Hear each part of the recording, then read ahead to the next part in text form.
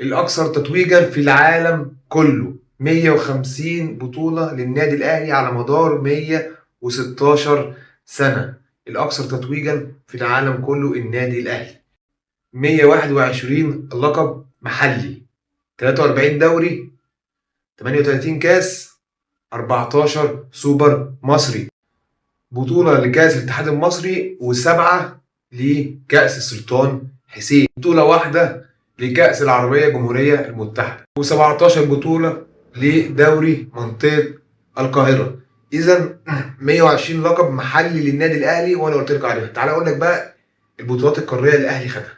على مستوى القارة الأهلي خد حوالي 24 بطولة قارية، منهم 11 دوري أبطال أفريقيا، واربع كؤوس لكأس الكؤوس الافريقية، وواحدة كونفدرالية، وثمانية سوبر افريقي.